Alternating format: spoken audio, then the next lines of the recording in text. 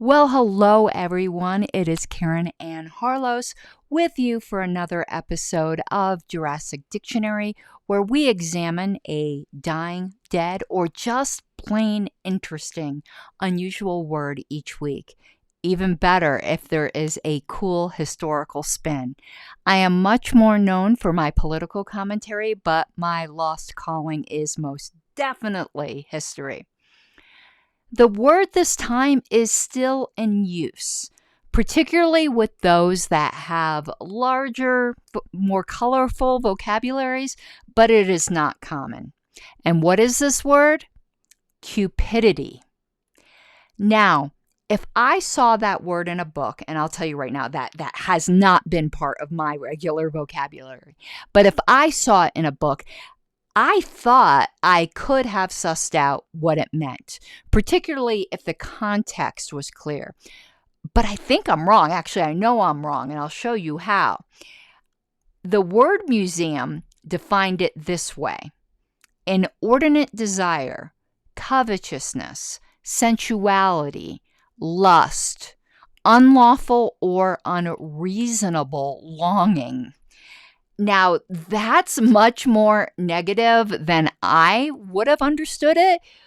I think I would have taken it as being like in love with being in love, amorous, romantic, maybe overly so, melodramatically so.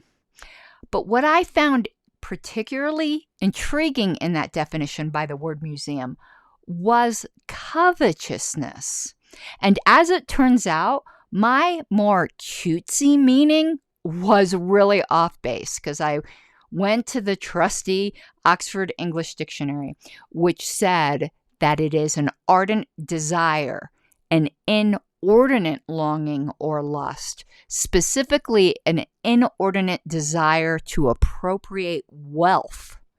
Now, nowhere did money come into what I would have intuited that word to mean. So rather than intense puppy love or like the Pepe Le Pew, that's not the first time I've given that example in this show. That's pretty funny.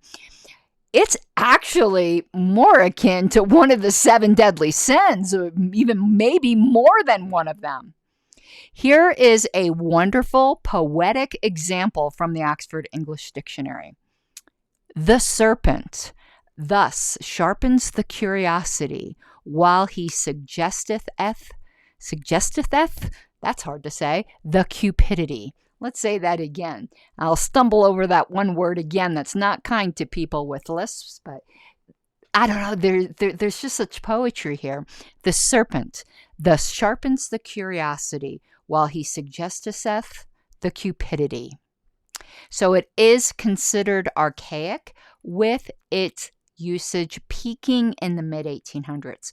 Some synonyms would be avarice, rapaciousness, covetousness, graspingness, which is a word I did not know before this show.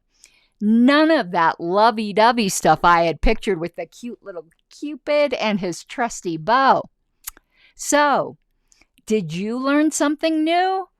I certainly did, and I love learning new things about words. If you like what I'm doing, will you please subscribe and give me a like? I'd really appreciate it. And I'd also appreciate it if you'd consider checking out my other channels.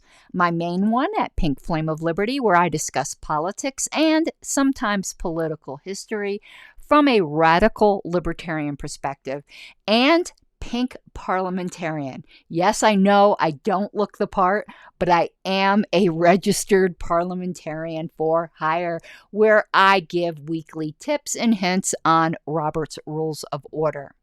So until next time, please have fun with language and paint a more descriptive world.